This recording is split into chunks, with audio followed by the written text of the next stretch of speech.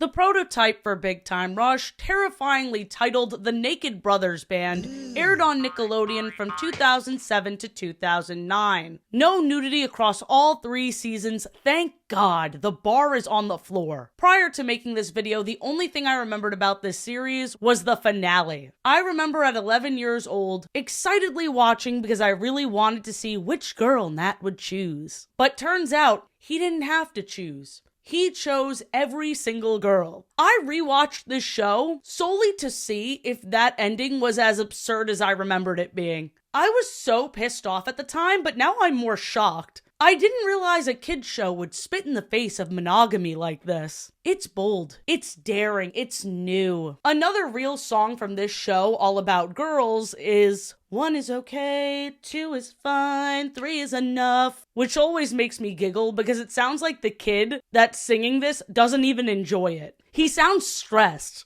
3 is enough. Stop it right there. No more than 3, please. That's enough. Let's not get crazy. Your video tipping the show. I am.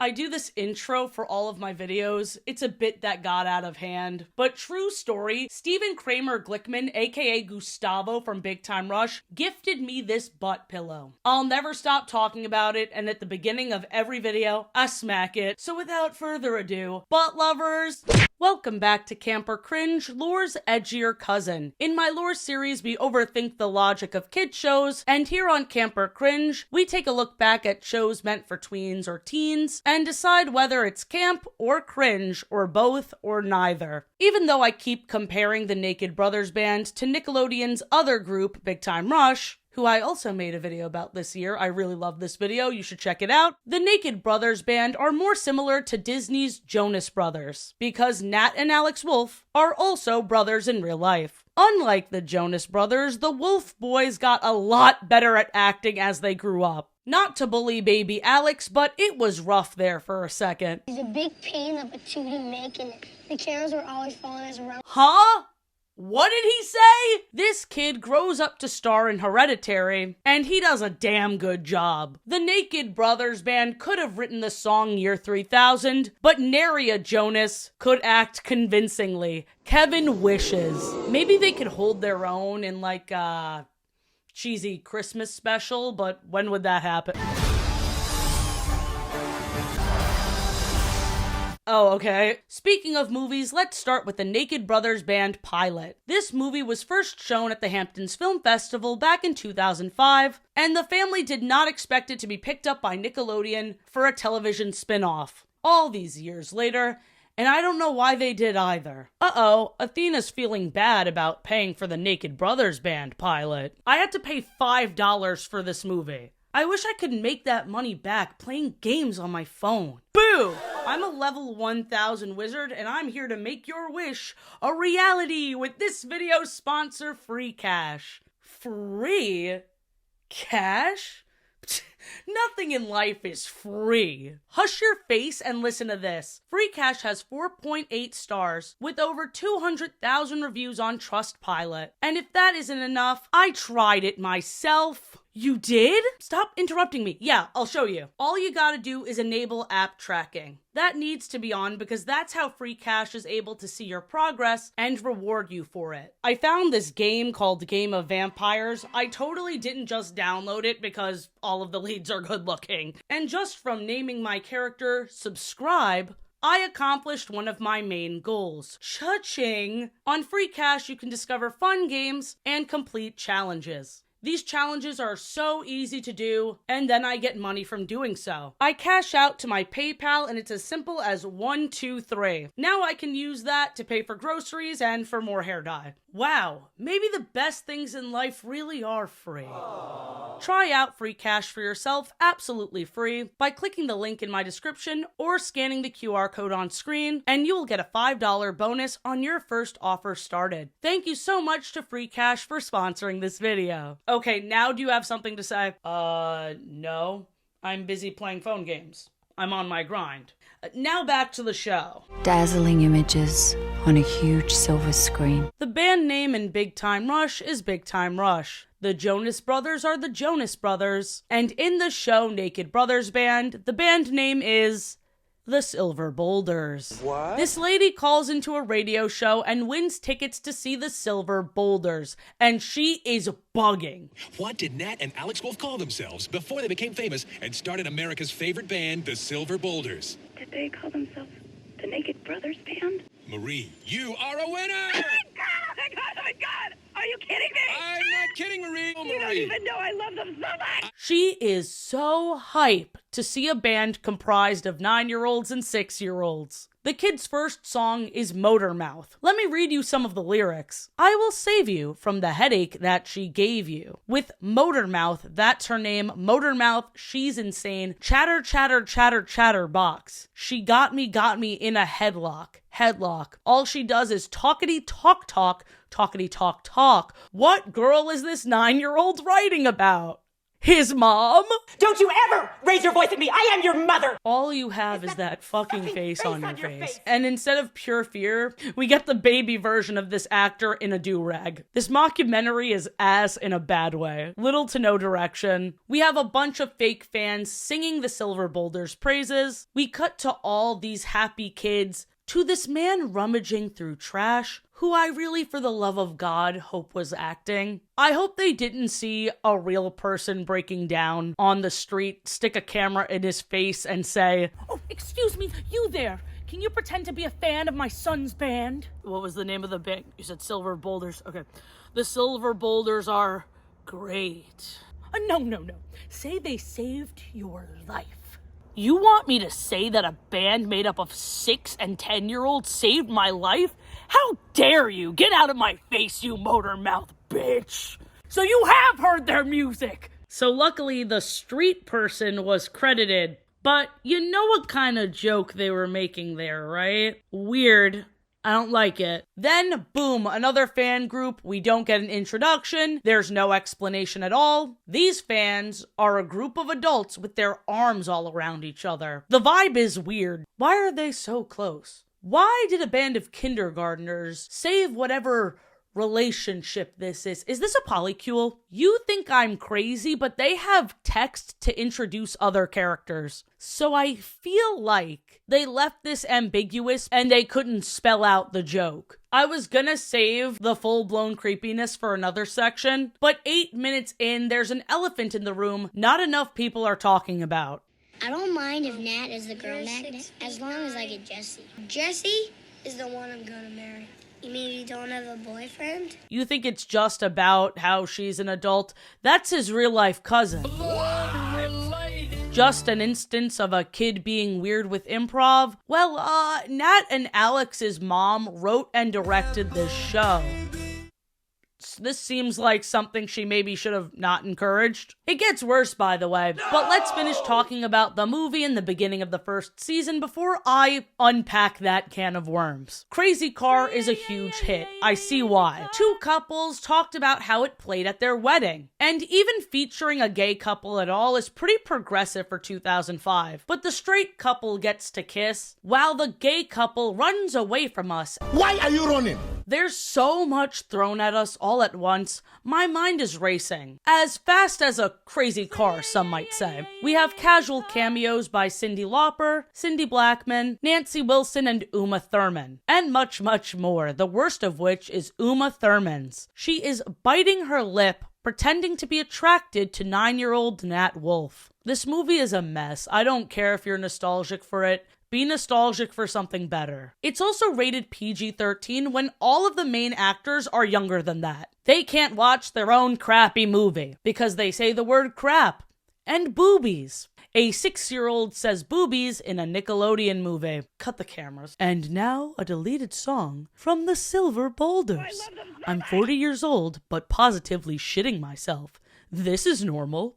My mom's not only a motor mouth. She approves of what we say and do. If family vlogs are a problem, then this is our problem too. She made me talk about poo on our YouTube channel. You can compete to be our Valentine's boo. This is real. Boo, boo, boo, boo. Tomato, tomato, tomato, boo. It's Colleen Ballinger humor. As you'd say, it's giving creepy and vibes. If I talk about it for too long, the normalization of this shit makes me wanna cry and maybe even die. Keep in mind, we haven't gotten to the worst of it. Let's talk about all the normal plot points that don't unsettle me. During the Crazy Car music video, we meet Rosalina, Nat's main love interest. And she's also another member of the band, Josh's stepsister. So things are really awkward. Nat keeps getting roasted by his friends. Not only is Rosalina a whole 2 years older than him, but he also gets so nervous around her, he talks in this terrible fake British accent.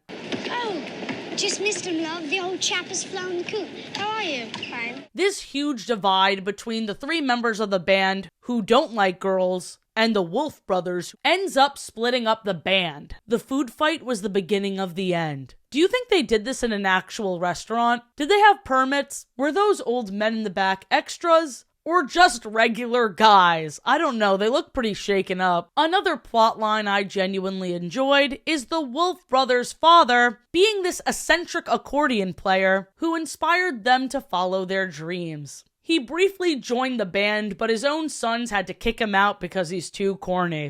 The dad is the bonus Jonas Frankie of the group, and I headcanon that in this universe, he's related to Weird Al. There are so many cameos in the show that felt like a wasted opportunity. But here's the weirdest part. Their real-life dad plays their dad in the show, but the mom who writes the show killed herself off? Like, she just doesn't exist in the world in the show, and the kids keep mourning her throughout. If this was to make sure that everything was okay on set, that would be one thing, but I have a sneaking suspicion she's just as intense and off the wall as the stage mom she's making fun of. Which, to this movie's credit, is a fun plot point. The moms of the ex-bandmates also caused a divide in the group because they thought Nat stole the spotlight from their precious little stars. When I see these moms, I'm glad we only got a dad. Yeah, so the stage moms being hot messes makes the Wolff brothers glad they don't have a mom. But they do. And she's the one that wrote that. What the fuck? This is so strange. This whole movie is a fever dream. The highlights are Rosalina joining the band, them silly stringing the speaker when they hear their ex-bandmate's new song. Yeah, that'll show them. There's this one throwaway line where Alex says that Jesus is the best president they've ever had. Don't ever say Jesus. He was the best president we've ever had. If that kid came up with that, yeah, no wonder he's a star. And I really liked that song at the end about the wrestlers and their feelings. When did they film this music video? In the end, the old members joined the new band called the Naked Brothers Band. So now they're one big band. Yay, friendship. I genuinely don't remember the rest of the band, so I was convinced they got scrapped in the rest of the series. But no, the only one not included in the television show is Josh, who was replaced by Kasim. The rest have been here the whole time. I guess Kid Me just hated them. First friends, first battles, and first loves. It's all here in the Naked Brothers Band Season 1. The new colorful setting of the television show makes it full of a lot more whimsy. It's no big time rush swirly slide, but again, it's a definite step up from that pilot movie. The audio equipment is also a lot better, but we don't lose that improvisational documentary feel. They address the cameras following them around because, yeah, they're just that famous. The Nickelodeon series starts with high stakes, the VMAs. They're nominated and they really, really want to win, to the point where they're getting superstitious. Everyone has to end on a positive note when talking about the VMAs in front of them, because once they mention the huge competition they're up against, the brothers spiral. When turning off the radio, they get so intense about ending on a high note that they fully break the radio. It's fun. The way they up the ante by having Alex fear for his life after he got a terrible horoscope was very cartoony. Part of me wishes they had sound effects every 3 seconds like in Big Time Rush, but there's little to none of that. And I suppose I spoke too soon, or rather wrote this chunk of the script too soon, because the moment Alex got payback on his friends that pranked him, they sped up everything. Here is the clip unedited. Huzzah, I'm overstimulated. The only thing nowadays that stops me from being bored. Their child manager, Cooper, who's usually this level-headed guy, takes his horoscope so seriously that he beats the shit out of this music critic that said they were going to lose. The horoscope encouraging violence is so funny. Imagine if they actually did that. Taurus, you mustn't forget you're a bull with horns. Remember your right to carry. Carry on. And don't keep calm. Oh, maybe they mean stick up for yourself. Put your foot down. There's a little bit more here. Today, violence is the answer. Jesus. I thought they'd lose the VMA since it would be a lesson in humility, but absolutely not. The Naked Brothers Band is about being on top of the world. They are the most famous. This isn't a big time rush underdog story, okay? In this world, a group of 11-year-olds called the Naked Brothers Band is the biggest thing since the Beatles. The premise is campy. Alex, the now 8-year-old drummer, is kicking his soda high for a milk high. A fun parody of the demons many adult celebrities have to face. The only thing I can't stand is why is he still flirting with his real-life grown-up cousin? Have they talked about this in family therapy? Okay, this next part is serious, so say bye to the fun makeup until we're back to the silly stuff. I was really hoping to come out of this pleasantly surprised that a Nickelodeon show titled Naked Brothers Band wasn't creepy, but that's not the case. Timestamp on screen if you want to skip this section. I'll give you a moment. Shortly after the Quiet on Set documentary was released, Ali D'Ameco, the actor who played Rosalina, opened up about her experience on TikTok. I hadn't had my first kiss in real life yet. Oh my god, it makes me emotional even thinking about it. That's how you know it's dramatic. I hadn't had my first kiss in real life yet, and I really didn't want it to be on TV. I just wanted as a girl, and I just wanted that moment to be like for me. Must have been like 12, 13, and my first immediate reaction was, I'm not doing it. I'm not doing it, and I refused. And there was a female producer who was very upset and looked at me and said, "You haven't had your first kiss yet?" and grabbed me and kissed me. And then she said, "There, your first kiss is over. You've had your first kiss, and now go film." And while Naked Brothers Band and that entire experience was once in a lifetime, and I forever am so grateful, and if I could do it again, I would. That's the way an adult treated a child on set. I can't speak for Ali, but watching through her TikToks, it was deeply upsetting to me that she had to pair this with gratitude for her experience. Like, oh, but it was still fun other times. I mean, it's completely inexcusable what happened to her on that set. There's a Hollywood Reporter article all about it, but I figure I'll share some clips from Ali's TikTok directly. Straight from the source is always best, and I'll link the TikToks below if you want to watch them in full. It's just a really sad watch. Create an environment that listens to the kids and actually does not make them do things when they don't want to do them, because they made me kiss this 30-plus-year-old man when I was like, 14, 15. I told them many times I didn't want to do it. My mom was very against it, and they just pretty much made me feel like I was going to lose my job and like be fired if I didn't do it. And it was weird. Think about Naked Brothers Band, and like it was great, but also there was aspects that it wasn't, and it was a highly nepotism, nepo kids. Everybody knew each other cast, more or less, except for me. This next instance of creepiness, I completely stumbled into on accident. I was trying to find a way to sail the 7 seas so I wouldn't have to pay for the pilot, and I found this Reddit post. I'm just going to read you a bit of it. Back around 2005 to 2007, I remember watching Naked Brothers Band videos on the Nickelodeon website. One thing that really caught my attention as a little kid was a video that featured the drummer, Alex Wolff, licking the breasts of the nanny, Jessie Draper. I'm not going to continue reading this post because it kind of goes into what an impression it made on their child's brain.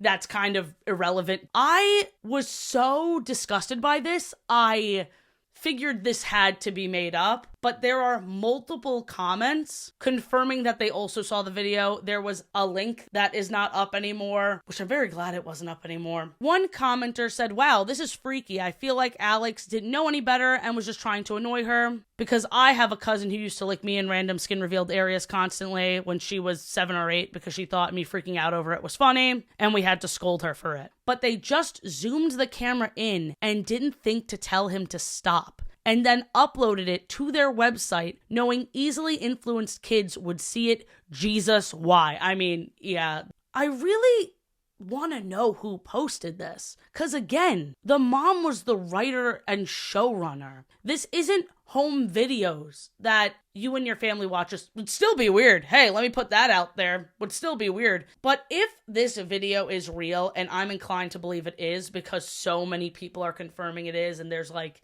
this link that no longer works, I can't confirm it, so it is still alleged, and even if I was able to confirm it, I would probably still have to throw around alleged. I just want to know who put it up on the Nickelodeon website. That's so sick. And I also feel weird that no one is talking about this, because everyone was talking about the strange videos on Victorious's The Slap that were all feet related, which is still bad, but this is a whole other level. Ali D'Ameco shared another story on her TikTok. She expressed how much crying there was on the show, and as somebody who watched the whole series, yeah, there's a whole lot of crying on the show. And sometimes, no matter how good the actor is, it's hard to get those tears out. According to this TikTok, they sprayed Vicks in the kids' eyes. Okay, rolling in 5, 4, 3, and they would fucking shoot those Vicks sticks.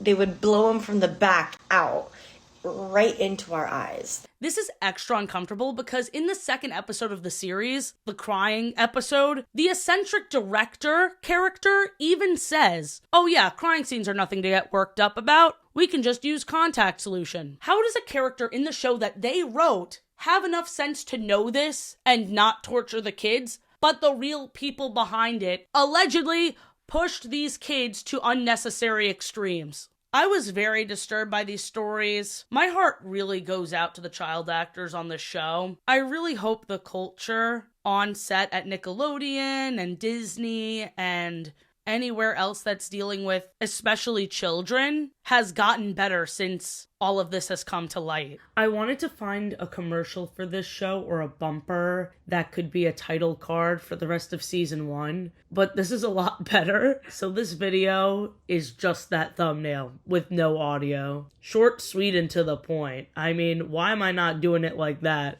This show does not take itself seriously, but then as a result, none of the characters are consistent. Season 1, episode 2, Nat feels like he has no feelings, and like he's insensitive for not being able to cry on command. He gets so angry about this that he has a diva moment, yelling "cut" during the music video, which the director is rightfully so beyond irritated about. But then, by the next episode, Nat is a stand-up guy. He is the only emotional one. He wrote a song called "Catch Up with the End," which in his own words is about people racing towards death, not seeing the beauty of life. Someone check in on this 11-year-old. The lyrics sound pretty deep, I suppose. Worship the man on the bus stop. Brighten the day of a woman on the subway. Rocking to bed a baby that's not yours. As Donna1228 said so eloquently 16 years ago, this song is so beautiful. Most people don't realize it, but it has a real message.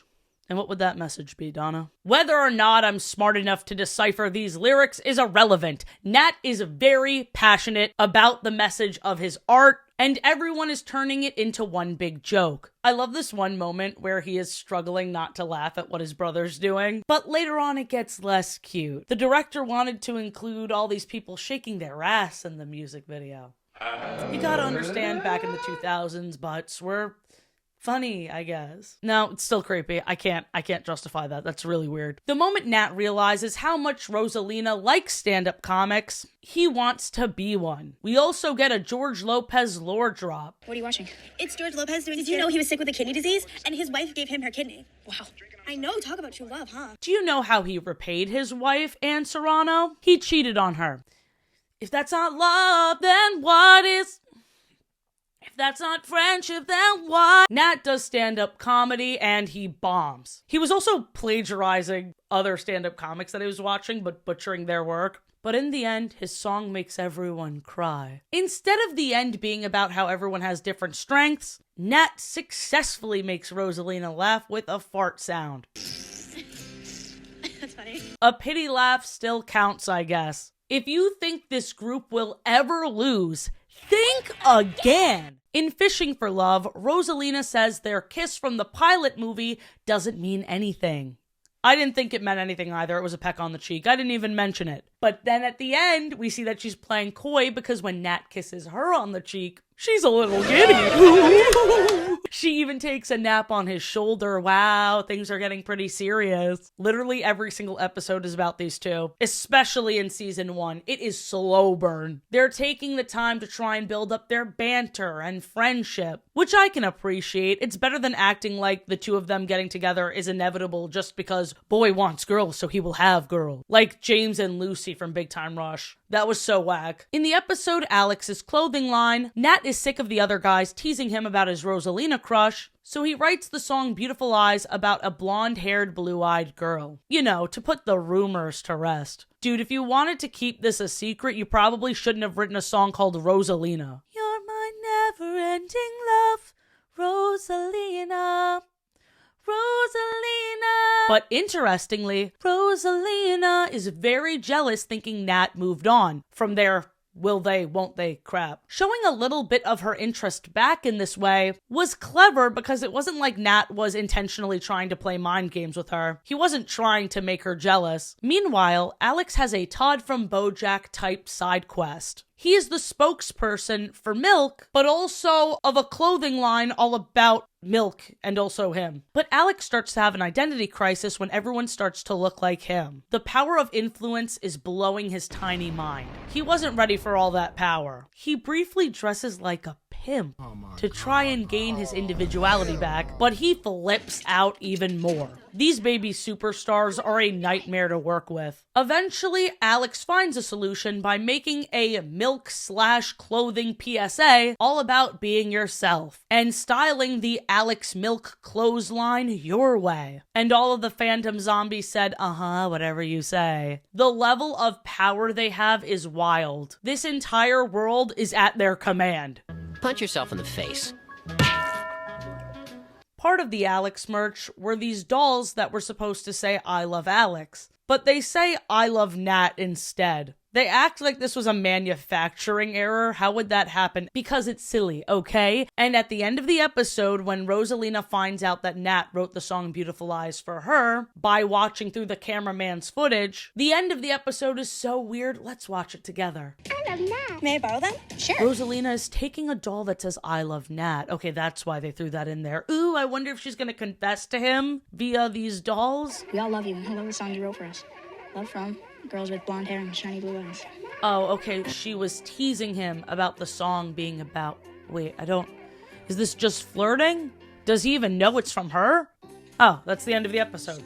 Some of these episodes end so abruptly before we get any kind of conclusion. I think that was supposed to be a punchline. I don't get it. Like in the next episode, Puberty, Nat has a cold that made his voice all low and gruff, and he's worried because he needs to sing these high notes. But when he overhears Rosalina saying she likes his new manly voice, he does everything he can to lose his voice again. An insane thing for a vocalist to do. This is how the episode ends. Yeah, don't mind my voice. I lost it again.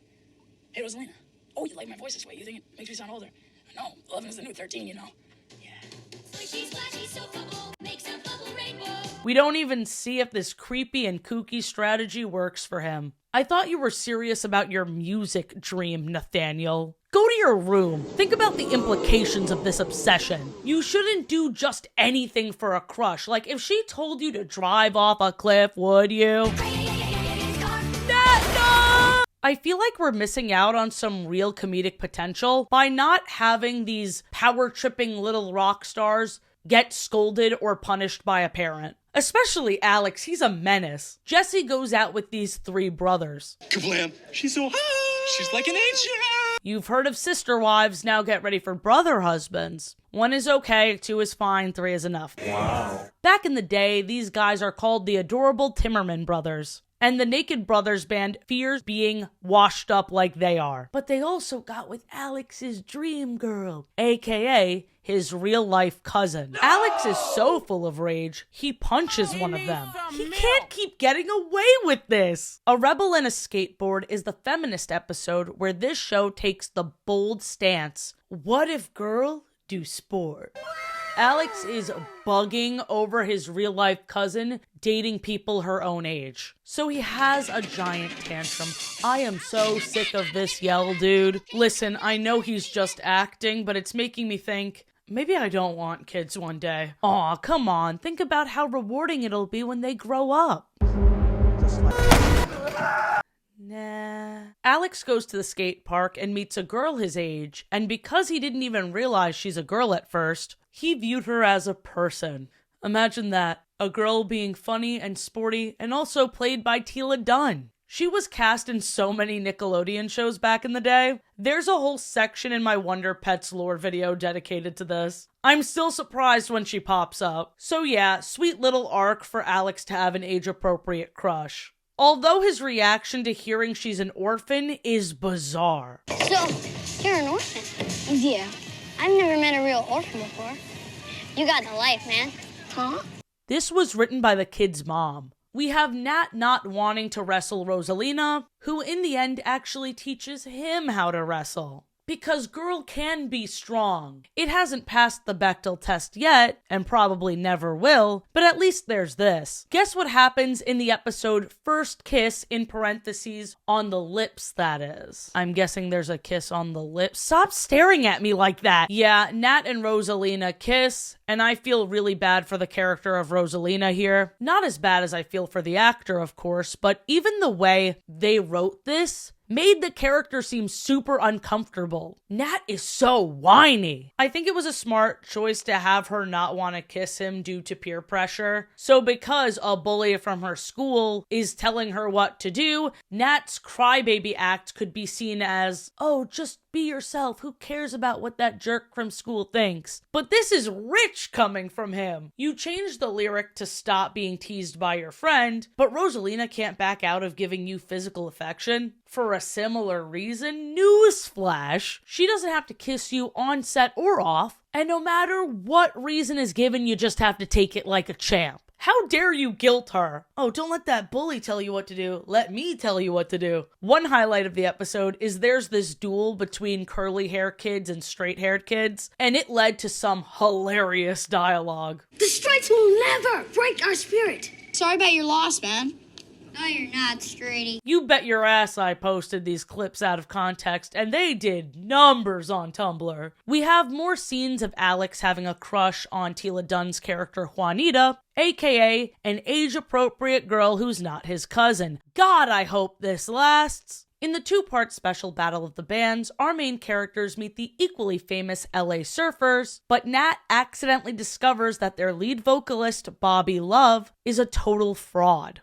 With all the documentary cameras around, they catch on film that Bobby's British accent is fake, he doesn't write his own songs, and that he doesn't care about the children's charity that they're raising money for. Yeah, dude just dropped all of that while walking into a public bathroom. Aren't you gonna wait till you get to the toilet to drop a massive shit?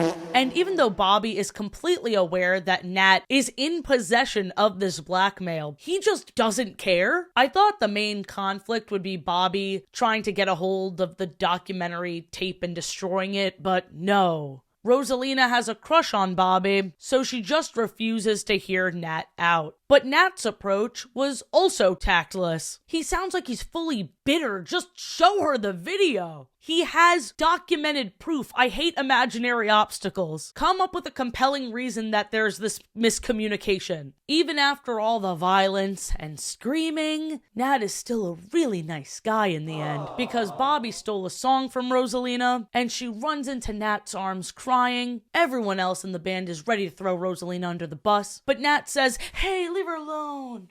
She already feels bad enough as it is. Here's a song I wrote for you, no pressure or anything. You're the light of my life. my future wife. And they get back at the evil fake Bobby Love by learning about his fear of balloons, embarrassing and exposing him in front of a crowd. This is Nickelodeon's bread and butter. They love a good revenge public humiliation plot. And if it makes fun of a phobia, even better. Those rapscallions. Is this a wolf residence? Slay! Betty is introduced in season 1, A Man Needs a Maid, and from the moment she walked through that door with that Good Morning Baltimore ass hair, that absolute helmet of blonde, I knew she'd be an icon. This is the first episode that has nothing to do with Rosalina, and the only reason for that is we can only handle one fashion icon at a time, okay? So they hired Betty to be a maid that would clean up their house after a rager while their father was away. But this diva doesn't want to lift a finger. She is a cleanliness consultant. You can ask her advice, but she's not doing shit. The moment she sees the documentary cameras, she is ready for her close-up. She is ready for the spotlight. She launches into a dramatic interview. I adore her. The only thing, her only flaw, is that she's mean to the dog E.T. But she does put Alex in his place. Finally. This is long overdue. This lady is the only person in this universe that hasn't heard of the Naked Brothers Band. She is far too up her own ass. As she should be. When she heard this documentary crew was there to record rock stars, it never occurred to her that the rock stars would be these bratty kids. Dare I say, based. So when the Wolff brothers' father returns, Betty assumes he's the superstar. Once again, she's not wrong. Old man can shred on the accordion. He outsold the Joe Bros in here. The dad ends up falling head over heels for Betty, much to the dismay of his sons. I was relieved that new stepmama drama entered the chat, because I was really getting bored of the baby romances. It had kid me in a chokehold, but my god, 27-year-old Athena does not care. Their dad is such a simp, he even shuts down the idea of his boys getting a dog, all because of a lady he met 0.2 seconds ago. In season 1, episode 5, First Kiss on the Lips, that is, the dad is still keeping up this rock star lie, and Betty is even unknowingly infiltrating the Naked Brothers Band music video. By the end of the episode, he has to come clean about not actually being famous, and she takes the news surprisingly well. It was a, you really went through all that trouble for me moment. Girl, I know you're also a nut, but that isn't a green flag. One cute way they wrote this couple is that she was actually unknowingly a fan of the real him, and then they kissed on the lips, that is. Hey, this scene was most likely written by this guy's real-life wife. Speaking of this guy's real-life wife, season 1, episode 10's The Song felt like it was written by someone who really wants to see their own funeral. Her kids are acting their asses off, crying about missing their mom, having a dream about a song she used to sing to them. Need I remind you, the show is written and directed by her and she isn't dead. Plus, the song is called I Miss My Family. And these brothers sing it to a bunch of orphans. Why would you do that? Thank you so much for inviting me to this benefit for people whose houses burnt down. I'm incredibly honored and humbled to be here. Please sing along if you know the words to this song. We didn't start the fire, it was always burning. Why are you all crying? Why are you all crying? In this episode, Betty seemed to be making a very promising stepmother. The dad announced that they're going steady all excitedly, and the boys are obviously not happy, until Betty found them a hypoallergenic puppy. She seems like she really wants to be part of their lives. She's eccentric, but she still cares. Please, please don't ruin this for me. Please. She joins him for performances. They are so delusional that while they're being booed off the stage, they feel on top of the world. They were perfect for each other. Did I just hear you say were? Yup, they were perfect until Uncle Miles showed up in season 2. Uncle Miles bullies their dad and steals Betty from him. Up until this point, this seems very out of character for Betty. She used to love his impressions, but now that she's so attracted to his younger twin brother, she thinks they're annoying, beyond disappointing.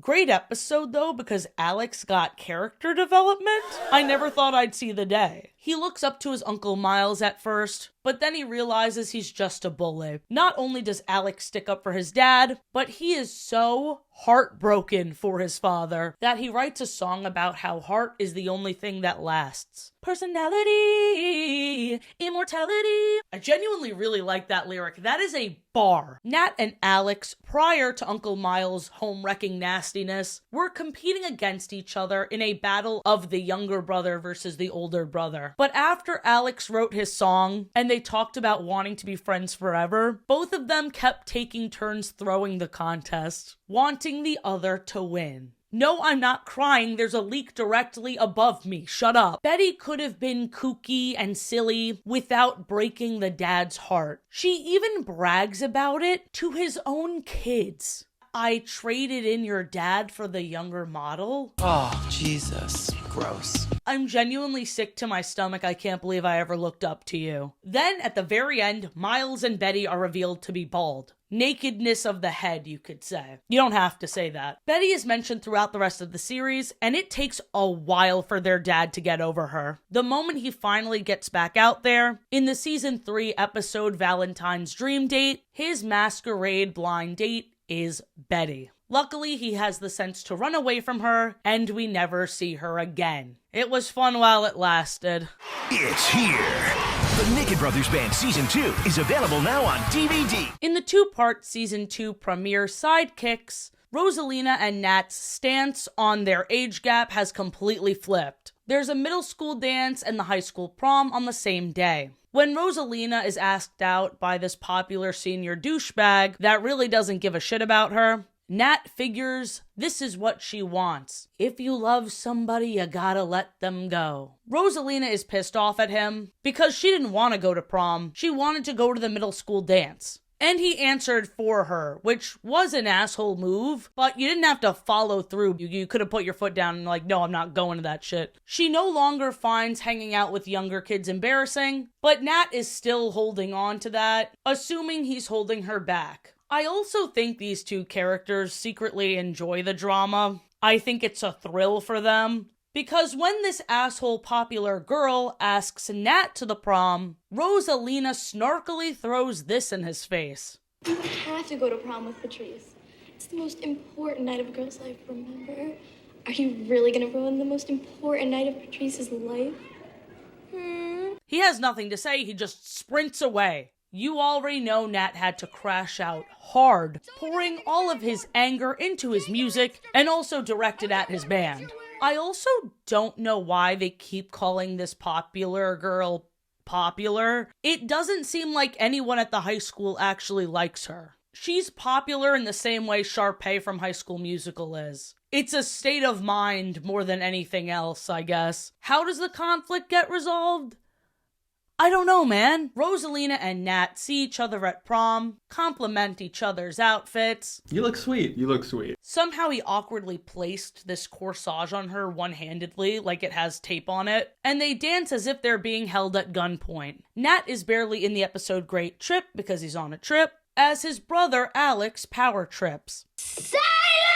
Ow, my ears. Nothing shippy about this episode. Moving on. In the episode 3 is Enough, we finally hear that incredibly out-of-pocket Alex song. 1 is okay, 2 is fine, 3 is enough. Nat and Rosalina are surprisingly one of the only non-toxic couples this episode. Their manager Cooper and his date Patty are pretty normal too. Sure, it was weak and cowardly that Nat couldn't ask Rosalina on his own, but at this point I think she was just tired of waiting. I think she would have asked him out herself if she had to wait a second longer, and yeah, as the girl you could always ask out who you're interested in. The movie date is full of yawn stretches and stalking with 5 different plots. That's too many. 3 is enough. The adorable Timmerman brothers sabotaged Jesse's date with a secret food fight. Arguably the worst plot is Alex's dream girl. His dream girl is this little redheaded girl. Okay, Charlie Brown.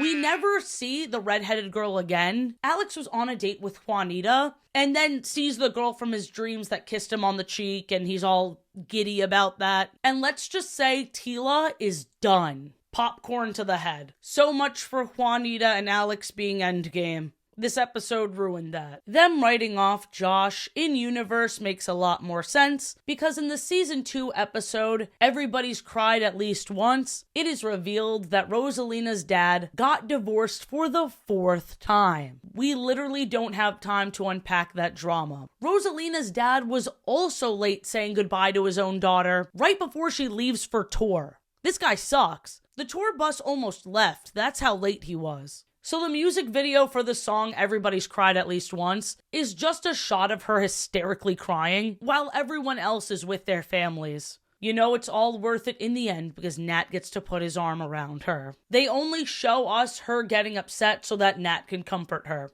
If girls feeling pain so boys can feel like protectors isn't love, then what is? Cry on my shoulder, my big silver boulder. Your heart is as naked as my brother. Ice cream fell on the floor. Oh no. Your dad doesn't love you anymore. Ooh-hoo. But at least your big strong boyfriend's here. That's me. In the episode Cleveland, Rosalina is super jealous that Nat keeps getting assaulted. These fans are literally ripping hair out of his head, and she is fully convinced he likes it, even though he keeps saying he doesn't. I was really tempted to cut away to another silly song, but I resisted, okay? Say thank you. Season 2's finale is an over-hour special entitled Polar Bears, which has a very environmentalist message, but much like the rest of the series, it's tonally all over the place. Alex watches a documentary and wants to recycle and save energy and do anything he can to save the polar bears. But then once they get to New Orleans to reunite with their childhood friend, they realize that flooding from Hurricane Katrina destroyed their house. We cut to an emotional montage of them driving through areas that have been affected, and I shit you not, one of the lyrics of the song that plays during this moment is, "Pull me down so deep I nearly drowned." Jesus, guys. Yeah, show the bus driver security guard looking all emotional and wiping imaginary tears away from his face next to what is clearly a green screen. Yep, that looks genuine. What's weirder than the relationship drama overshadowing any philanthropy? What's stranger than all of these adult reporters jumping Alex for something he never said? Our picture, see?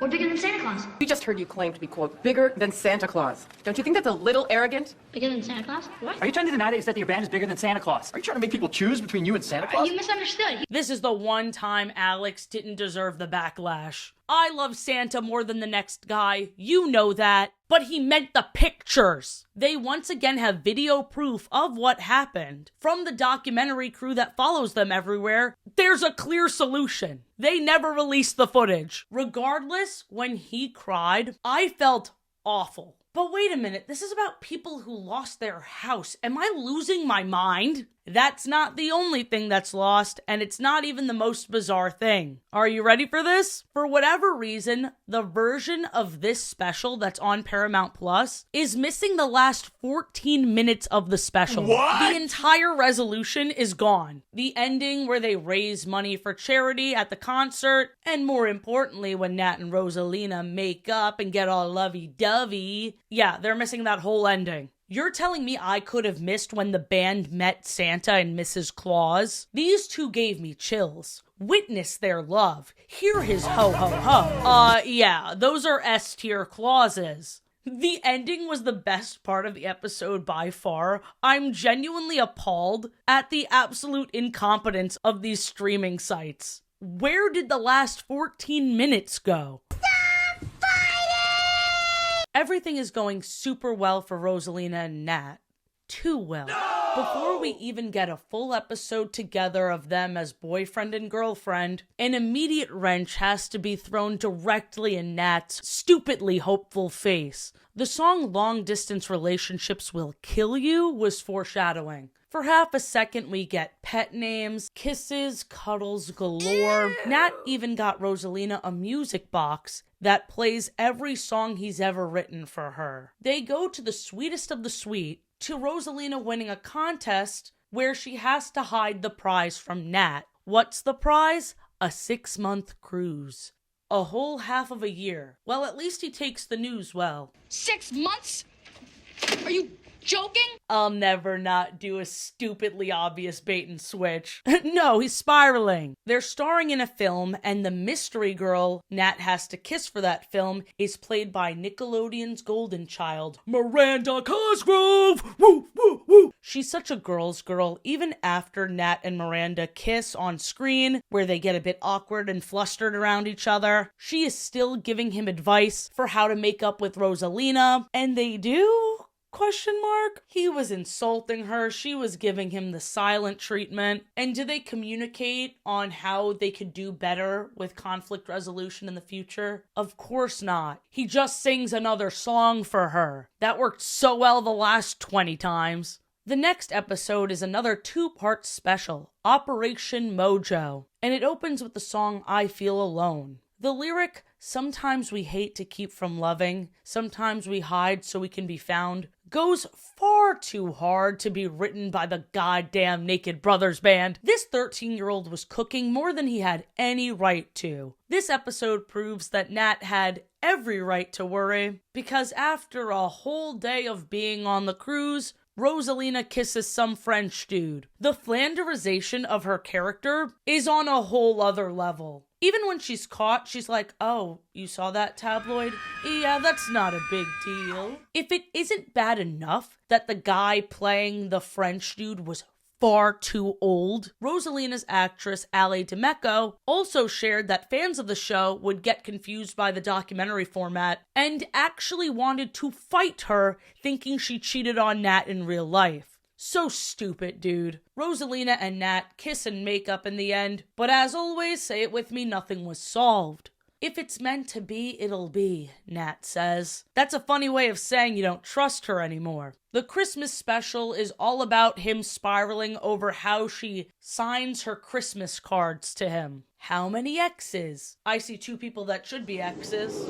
What gets Nat inspired to write a song that isn't about his never-ending heartbreak? Someone else's pain that greatly surpasses his. This time, Leon Thomas plays a homeless boy. So Nat writes about his perseverance, even though their mother writes Rosalina atrociously, so her boy could squeeze out some more tears in hopes for a Kid's Choice Award. I will say this, she writes her son horribly too. This kid is an emotional vampire on the show. It's supposed to make him look sensitive and deep and empathetic, but could you imagine opening up to a stranger about what you went through, and he runs to his sheet music to sheet out a song? You had a drug problem.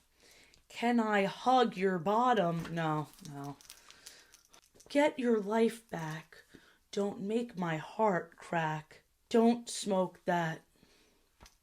Crack.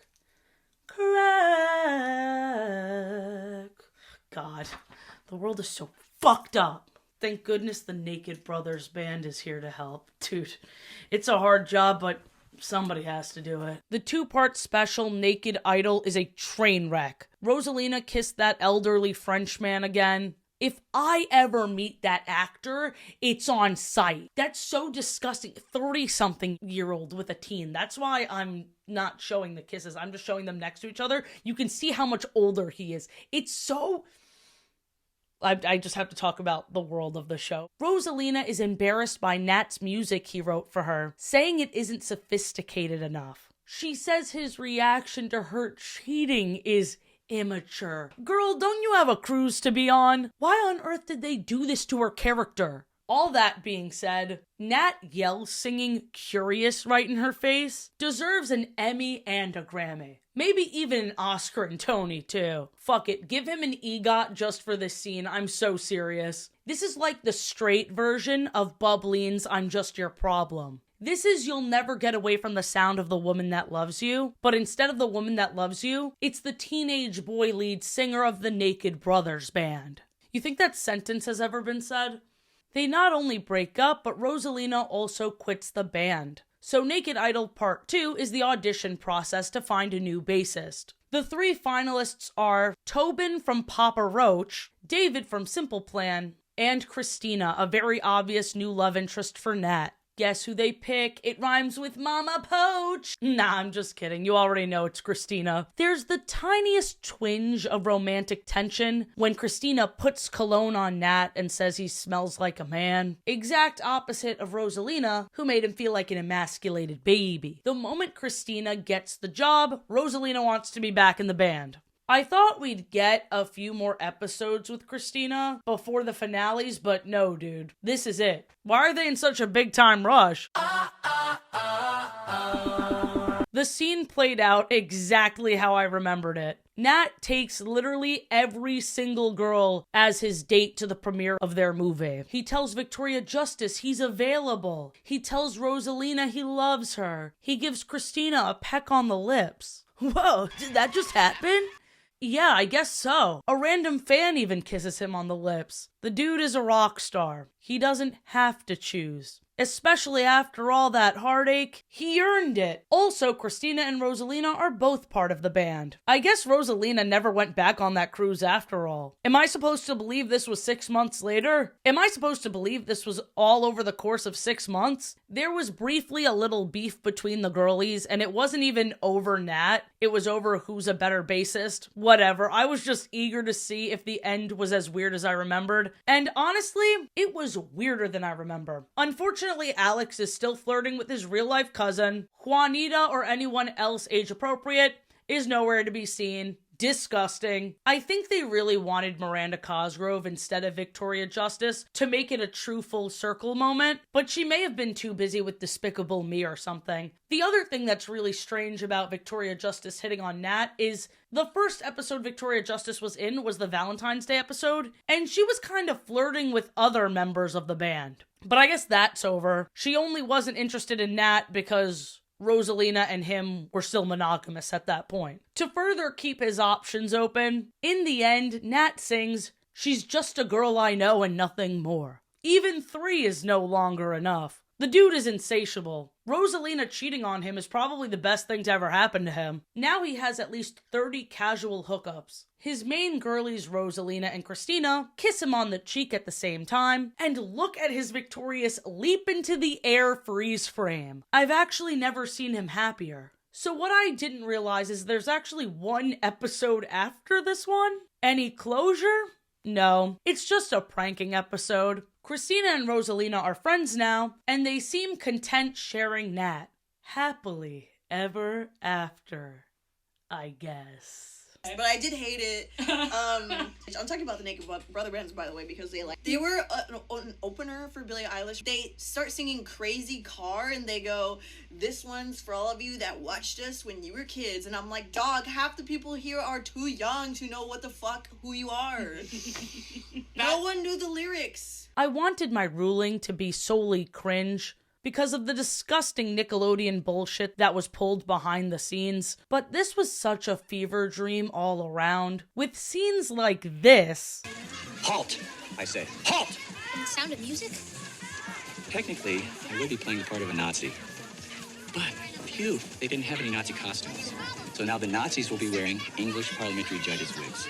I just have to declare this cringe and camp. I once again retained absolutely none of what I binged. Even the last screen of every episode is a blur. They proudly declare it was filmed in New York, the Big Apple. Absolutely nothing would have changed if they filmed in LA instead. They did not utilize the setting, even a little. In conclusion, I have an animatronic now. I'm very thankful for the fact that I obtained a Great Wolf Lodge animatronic. My commitment to the bit knows no bounds. Subscribe if you enjoyed. Watch these 2 Great Wolf Lodge videos for context on this creature. There's also a playlist below for more camper cringe. See you in the next one. Have a great day, butt lovers. I demand it. Bye!